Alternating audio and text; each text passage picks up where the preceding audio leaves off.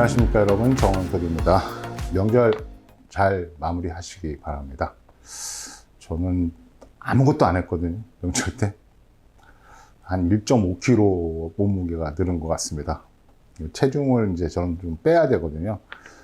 제가 이제 아파서 몸을 회복하는 과정에서 그냥 일단은 이제 잘 먹자라는 생각 때문에 나중에 살 빼는 건 나중에 생각하고 잘 먹어야 내가 버틴다 뭐 이런 생각 때문에 체중이 되게 많이 늘었어요. 그런데 최근 들어서 이제 체중을 좀 빼야 되겠다 이런 생각이 드는데 명절 때 1.5kg가 더 늘었습니다. 그래서 좀 기분이 좀 별로예요. 자, 오늘은 좀 예민한 얘기를 하나 할 겁니다. 예민한 얘기. 우연찮게 이제 인터넷에서 봤는데, 태양광을 가지고 방수를 겸하는, 방수 루프를 구축하는 형식의 어떤 광고가 있어요. 그러니까 태양광도 해서 전기를 만들기도 하고, 태양광 전지판을 이용해서 방수를 겸하는 것들을 나름대로 그 홍보의 수단으로 사용을 하고 있는 것 같습니다. 저 역시도 이제 비슷한 것들을 이제 그동안 많이 해놨어요. 그러니까 뭐 가장 쉬운 얘기로, 뭐 주차장을 태양광을 이용해서 하겠다라고 하시는 분들이, 뭐 차 위로 비가 떨어지는 것을 이제 좀 막아달라. 그래서 그런 것들을 해드리고 했었는데, 저는 기본적으로 전지판만 가지고, 물이 안 새게 하는 거는 좀 문제가 있다라고 얘기를 했고요. 실제로 그렇게 전지판만 가지고 물이 안 새는 작업을 해준 적이 없는 것 같아요. 왜 그러냐면, 태양 전지판은 한 20년, 30년, 지금 현재 나오고 있는 전지판들은 한 30년 정도 사용할 수 있는 것들이잖아요. 뭐 제가 판단했을 때는 한 40년 정도 사용해도 큰 문제가 없을 것 같아요. 그런데 이 태양광은 매년 0.5%씩 성능이 떨어집니다. 매년 0.5%씩 떨어져요. 왜 떨어지냐 하면, 뭐 얘가 뭐 낡아서 떨어지는 것도 아니고요. 태양 전지판의 주 성분은 실리콘이잖아요. 이 실리콘이 열에 좀 약해요.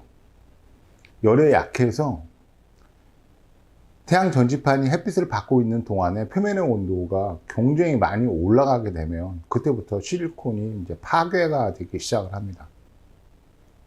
그래서 보통 태양 전지판의 표면 온도가 이제 40도 정도를 기점으로 해서 성능, 전기를 만들어내는 능력도 낮아지고요. 그리고 그때부터는 실제로 전지판이 조금씩 손상을 입는다고 보시면 돼요. 제가 여기에 그래프를 하나 띄워 드릴게요. 이걸 그냥 간단하게 설명을 드리면, 이게 이제 전지판의 어떤 그 온도하고 상관된 전류와 전압의 어떤 그 변화를 표시한 건데, 다 필요 없고요. 대충 그 밑에 라인의 그 볼트 출력 전압 라인에서 30에서 40 사이에 요때쯤부터 시작해서 전류가 급격하게 떨어지는 걸 볼 수 있어요. 그러니까 이게 이제 어떤 임계점이라고 볼 수 있는 거예요. 한계점이라고 볼 수 있는데, 이게 나름대로 조금씩 다른 게, 밑에 이제 영어로 이제 이 레디언스 같은 경우는 이게 이제 그 태양의 이제 쉽게 해서 조도를 얘기하는 거고요. 조도 1제곱미터당 기본적으로 한 1000와트 정도가 들어오는데 이게 들어왔을 때 1제곱미터당 1000와트 정도가 들어왔을 때 태양 전지판의 셀 온도라고 되어 있죠. 오퍼레이팅 셀 템퍼처라고 되어 있습니다. 그러니까 태양 전지판의 표면 온도를 얘기하는 거예요. 태양 전지판의 온도를 얘기하는 겁니다. 얘가 5도였을 때는 맨 끝에 파란 것처럼 굉장히 더 멀리 가 있죠. 그러니까 전류도 더 안정적으로 계속 출력이 되고요.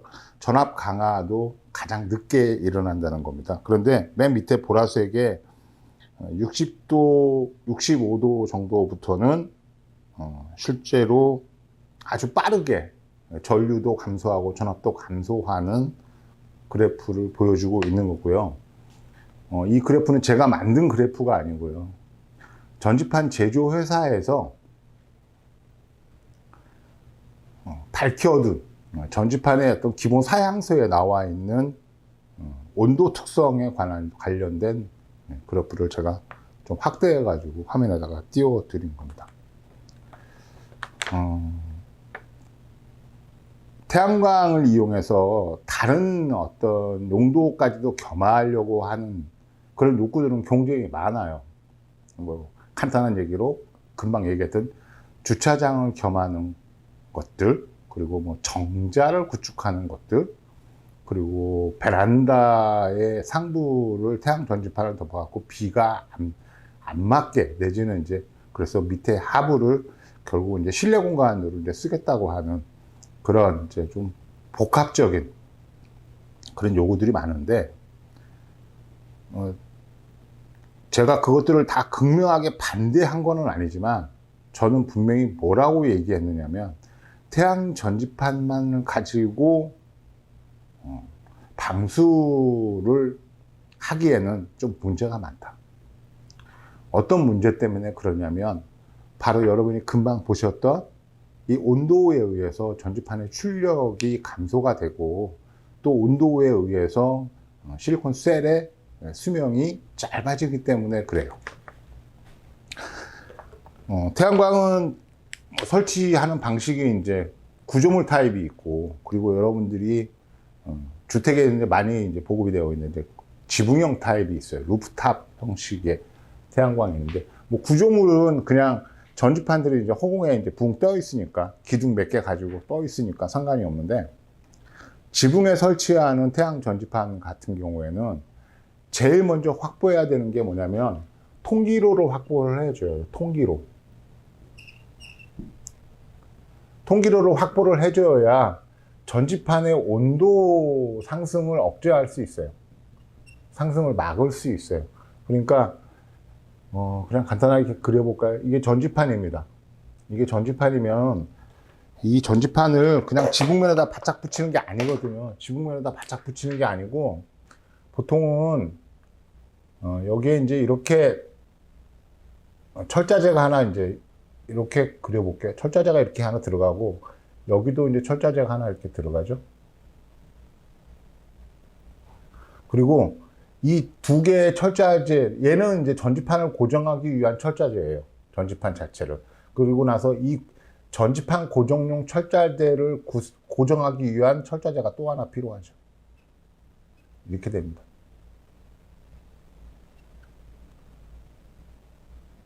이렇게 되어 있죠. 그런데 이 철자재는 결국은 지붕면에서 전지판을 띄우는 역할을 하는 거거든요. 이 지붕면에서.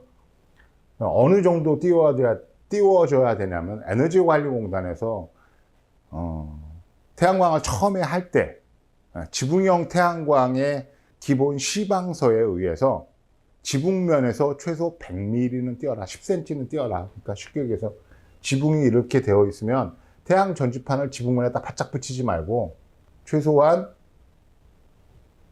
10cm는 띄워서 설치를 해라고 하는 게 기본적인 지붕형 타입의 시방 내역이에요. 시방 규칙 같은 거죠.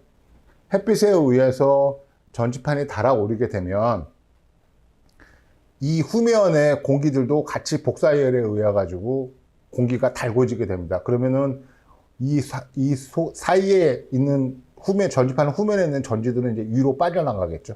빠져나가면 밑에서 다른 공기가 새로 유입이 되면서 전지판을 효과적으로 냉각시키는 일종의 쿨링하는 장치를 만들었던 거예요. 근데 이제 요즘에는 또 어떤 부분도 있느냐면, 이렇게 지붕형 타입들이, 예전에는 전지판이 이렇게 돼 있으면 뭐 가로는 지금하고 거의 비슷하게 1m 내외였어요. 1m보다 좀 작았죠. 근데 예전에는 이 세로 사이즈가 기껏 해봤자 뭐 1.8m, 뭐 1.6m 이렇게 했어요. 2m 딱 안 넘어갔습니다. 그러면 지금 전지판들은 이렇게 굉장히 크잖아요. 얘가 사이즈가 2.4m 정도 돼요. 제 키보다 훨씬 크죠? 폭은 똑같습니다. 똑같다 보니까 이 전지판들이 두 가지 측면에서 좀 취약한 거예요. 첫 번째는 뭐예요? 이거를 위로 쌓든가 아래로 쌓게 되면 이 안에 이 냉각을 하기가 굉장히 어려워지는 문제가 생겨요. 또 하나, 이 긴 전지판을 세로로 만들었을 경우에는 이 어쩔 수 없이 여기에 이제 붙게 되는 먼지들이 빗물에 의해 가지고 씻기는 경우도 있지만 새벽에 이슬에 의해서도 이 먼지들이 조금씩 이동을 해야 되는 거거든요. 그런데 약한 비나 아니면은 먼지의 결빙에 의해 가지고 이 먼지들이 제거될 때 여기에서부터 물방울이 2.4m를 내려와야 되니까 굉장히 힘든 거예요. 그러니까 요즘은 어떻게 돼요? 이 전지판을 전부 다 가로로 눕히죠.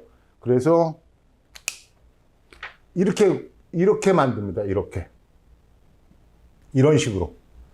그러면은 요 폭은 1m밖에 안 되니까 물이 흘러내려올 도 굉장히 짧게 내려오는 거예요. 그리고 또 하나, 이 전지판하고 바로 인접한 전지판들은 분명히 사이가 있습니다. 그러니까 물방울이 쭈르륵 내려왔다가 여기서 해서 사라지죠. 떨어지죠. 이 너머로 넘어가지 않습니다. 옆에 전지판도 똑같이 이렇게 사이를 두고 하죠. 이렇게 하는 이유가 첫 번째는 통기로를 확보하는 거예요. 통기로. 이건 온도에 관련돼 있죠. 전지판의 온도를 상승시키지 않게 하는 일종의 냉각 효과를 기대하기 때문에 이렇게 시공을 하는 거고요. 두 번째, 이렇게 눕혀서 하게 됐을 경우에는 어쩔 수 없이 표면에 오염물질이 묻게 되는데 이 오염물질이 소량의 빗물이나 소량의 어떤 결로에 의해서도 청소가 가능하게, 그래서 전지판을 항상 최적의 상태를 유지하기 위한 방안으로 이렇게 설비 내용이 조금씩 바뀌고 있어요.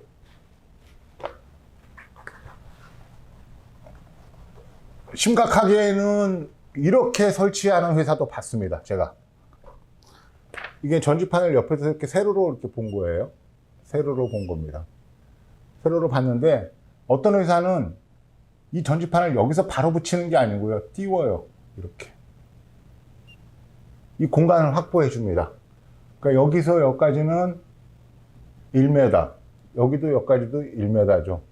얘가 이제 가로로 긴 거니까 이렇게 긴 거니까.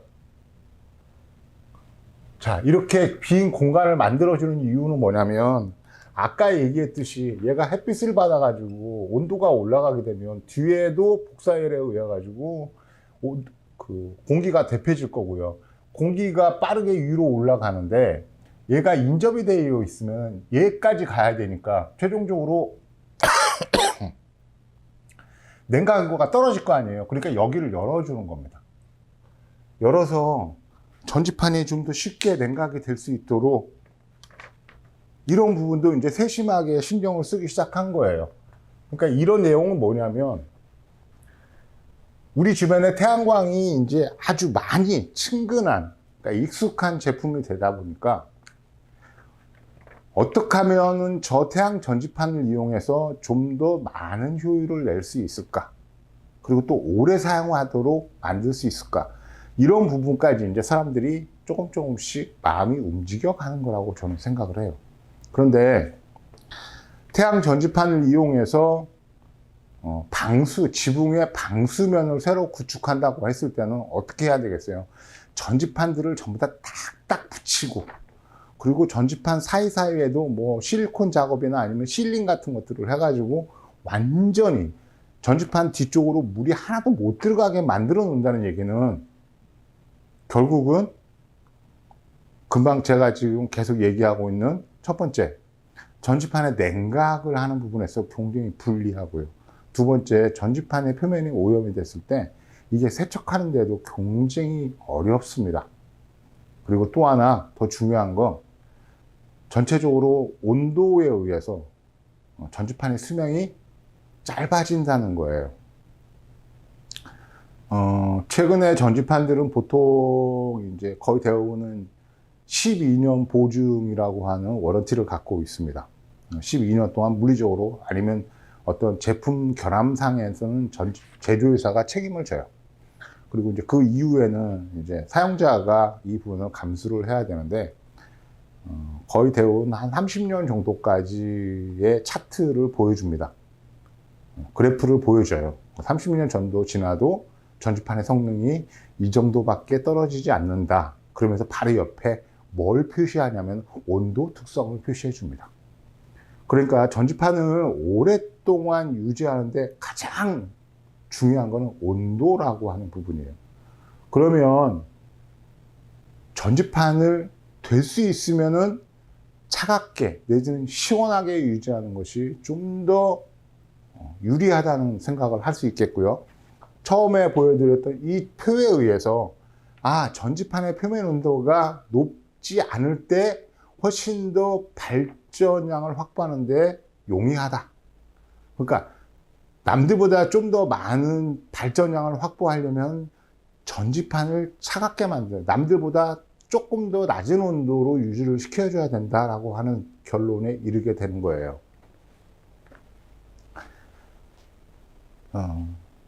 오죽하면, 그러니까 제가 이런 생각을 합니다. 오죽하면 태양 전지판을 이용해서 지붕의 방수 문제까지도 해결하는, 마치 그래서 태양 전지판이 가지고 있는 전기를 발전시키는 것은 물론이고 더하여 방수 기능도 갖게 하는, 그래서 건물을 가진 사람의 입장에서는 정말로 혹할 수 있는, 정말 그렇게만 된다 그러면은 건물 방수도 되고 난 발전도 할 수 있으니까 쉽게 얘기해서 꼭 먹고 알 먹고 일석이조 동가홍상 뭐 이런 것들을 떠올릴 수 있을 건데, 실제로 태양 전지는 방수를 위한 설비가 아니잖아요. 태양 전지판을 설치하는 게 건물 방수를 위해서 설치하는 건가요? 아니죠.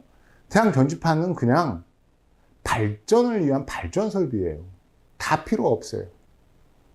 그리고 오래도록 안정되게 발전을 해줘야 돼.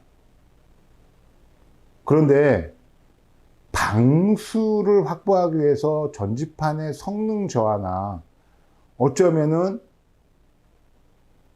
전지판을 조기에 다 폐기해야 되는 그런 상황도 감수한다 그러면 이건 뭔가 주객이 전도된 거 아닌가요? 그렇죠. 그러니까 이렇게 광고하는 업체가 나름대로 심혈을 기울여서 이런 이제 아이템을 내놓고 나름대로의 경쟁력이라고 생각을 해서 열심히 홍보도 하고, 제가 이렇게 인터넷 서핑을 하다 보니까 뭐 온 인터넷에 다 도배가 되어 있어요. 태양광으로 방수도 하고 발전도 하자. 그런데 이건 정말로 넌센스죠. 이런 쉽게 해서 이제 태양 전지판을 가지고 방수할 수 있는 것 중에 대표가 이제 BIPV라고 하는 건물 일체형 태양광. 쉽게 해서 건물 외벽을 태양 전지판으로 아예 마감을 하고, 내지는 건물 창문을 태양 전지판으로 마감을 하고, 이렇게 해서 가능하면 그냥 놀리고 있는 공간까지도 전기를 발전하는 용도로 다 사용을 하자. 그래서 건물 자체의 전반적인 효율을 높이자고 하는 게 이제 BIPV라고 하는 이제 Building Integrated Photovoltaic 뭐 어쩌고저쩌고 해서 이제 건물 일체형 태양광이라고 하거든요. 근데 이 건물 일체형, 그러니까 BIPV에 사용되고 있는 전지판들은 약간의 소유율 저하는 감수하고요. 없는 것보다는 오히려 조금이라도 있는 게 낫다라는 생각들을 하니까 그런 거예요. 제가 아마 사진을 하나 보여드릴게요. 이 사진은 아마 독일 쪽의 사진 같아요. 지붕이 이제 한쪽은 남쪽이겠고 반대쪽은 이제 북쪽이겠죠. 근데 이제 지붕 경사가 크지를 않으니까, 그런데도 불구하고 우리가 흔히 아는 것처럼 남쪽을 향해서 전지판을 설치하는 게 아니고 그냥 각도하고 상관없이 입사각하고 상관없이 지붕 전체를 저렇게 다 덮었습니다. 저게 왜 가능한 거냐면 독일은 우리보다도 발전 유효 시간이 훨씬 더 적어요. 우리보다 상대적으로 적습니다.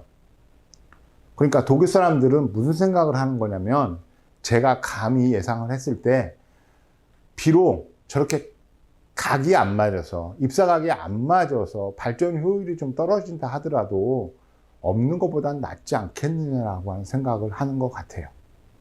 그리고 더군 또 중요한 건 최근에 이제 태양 전지판의 어떤 표면 기술, 그러니까 쉽게 얘기해서 태양 입사각에 맞춰서 설치해야 된다는 얘기는 뭐냐면 전지판의 표면은 유리로 되어 있으니까 그 유리로 인해 가지고 태양빛이 직각으로 들어오지 않으면 상당 부분의 태양빛이 반사가 돼서 외부로 다시 튕겨 나갈 거잖아요. 얘가 전지판의 표면 유리를 뚫고 실리콘 쪽으로 흡수가 돼야 되는 거거든요. 빛이 흡수가 되는 게 아니고 실제로는 파장이 흡수가 되는 건데요.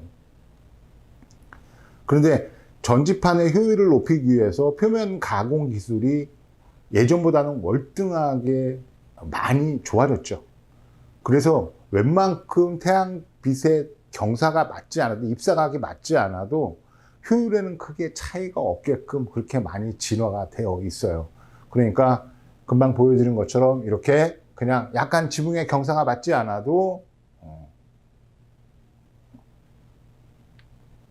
그냥 전지판을 설치를 했을 때 그 손실 부분이 크지 않기 때문에 없는 것보다는 훨씬 더 낫다라고 하는 인식이 만들어진 것 같아요. 그런 인식이 바로 이제 BIPV, 벽면을 태양 전지판으로 마감을 하거나 아니면은 창문을 태양 전지판으로 마감을 하는데 벽면이나 창문은 그냥 수직으로 서 있는 거잖아요. 그러니까 태양 입사각하고는 상당히 괴리가 있습니다. 상당히 불리하죠. 그런데도 불구하고 일단 없는 것보다 낫겠다. 발전을 하니까 훨씬 더 높은 점수를 줄 수 있다. 이렇게 생각을 하는 것 같아요. 제가 사진을 몇 장을 보여드릴게요. 저희가 이제 태양광을 하면서 여러 가지 구조물들을 많이 작업을 합니다.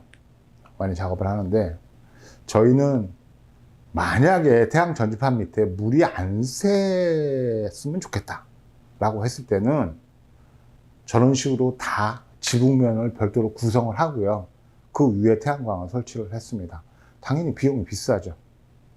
왜? 그래도 저렇게 해주는 게 나중에 태양 전지판의 설비를 유지보수하기도 쉽고요. 태양 전지판도 효과적으로 냉각이 되는 냉각 틈이나 냉각 통로나 이런 것들을 확보를 시켜줄 수 있기 때문에 저런 식으로 설비를 설치하기를 계속 요구했고요. 그렇게 권장을 했습니다. 왜? 제가 생각했을 때는 태양광 발전 설비는 그냥 발전 설비예요. 다른 기능을 충분히 가질 수 있긴 하지만 그 기능이 발전 설비보다 우선할 수는 없다는 얘기입니다. 그러니까 보통 이제 앞으로 이제 공장 지붕이나 아니면 대면적의 어떤 그 경사를 가지고 있는 지붕에 태양광들이 많이 설치가 될 건데요. 면적이 크면 클수록 태양 전지판은 통기로가 제대로 확보가 되지 않으면 정말로 온도에 의해서 많은 제약을 받게 될 것이고 그걸로 인해서 전체 설비의 수명이 많이 짧아진다는 것들을 좀 생각을 해줬으면 좋겠습니다. 특히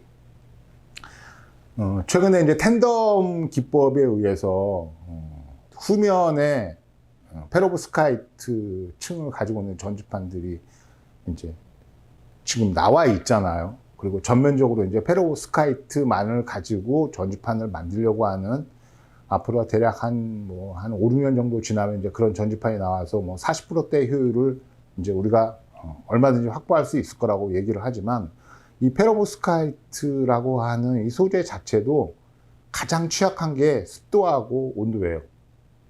온도, 습도에 굉장히 취약합니다. 그러니까 수명이 굉장히 짧아요.